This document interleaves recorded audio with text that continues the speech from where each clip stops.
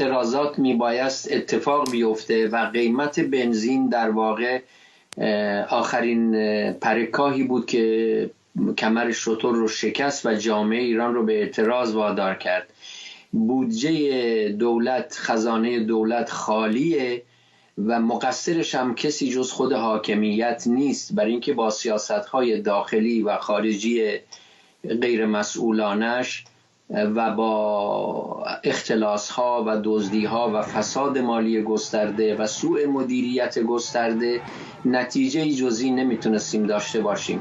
تاریخاً در ایران افزایش نرخ بنزین همیشه مشکل ساز بوده و به خصوص با این حجم، با این وسعت، یعنی 50% نرخ کوپنی و 300% بنزین آزاد نرخش رفته بالا، بسیار شوک آوره برای جامعه ایران.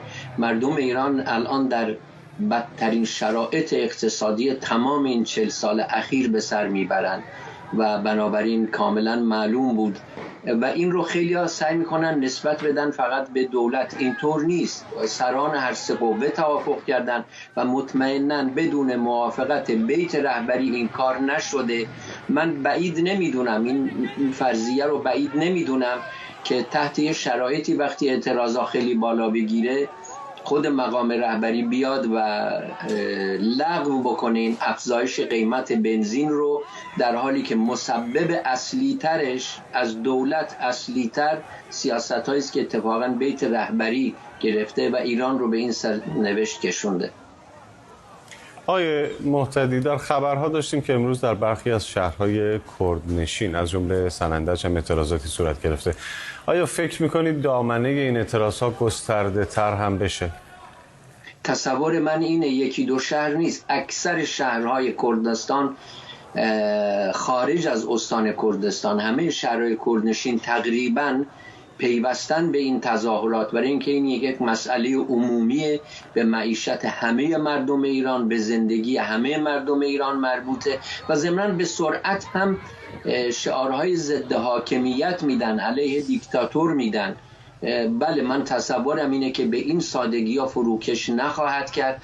خودتون شاید دیدید ویدیوها، شما کاملا داریم دقیقه به دقیقه که نیروهای انتظامی ماشین‌های توی خیابون‌ها رو با باتوم شیشه هاشون رو میشکنن و به زد و خورد میپردازن با مردم، برای اینکه مردم ماشین‌هاشون رو توی خیابون‌ها پارک کردن و حاضر نیستن کنار برن، جاده‌ها رو مسدود کردن. تا این لحظه موارد خشونت تا اونجایی که به مردم مربوطه بسیار بسیار کمه و اعتراض اونا غیر خشونت آمیزه، ولی من بعید نمیدونم عوامل رژیم دست به خشونت بزنن. معاذا اگر این تظاهرات گسترده بشه که من اینطور تصور میکنم، در اون صورت اونها چاره‌ای نخواهند داشت جز این که حرف مردم رو بپذیرن و تمکین بکنن. در حالی که حکومت ایران به دلیل تحریم‌ها و تنش با غرب تحت فشاره، این اعتراضات حکومت ایران رو به نظر شما در چه موقعیتی قرار خواهد داد؟ ببینید، به نظر من این موقعیتی است خود ساخته.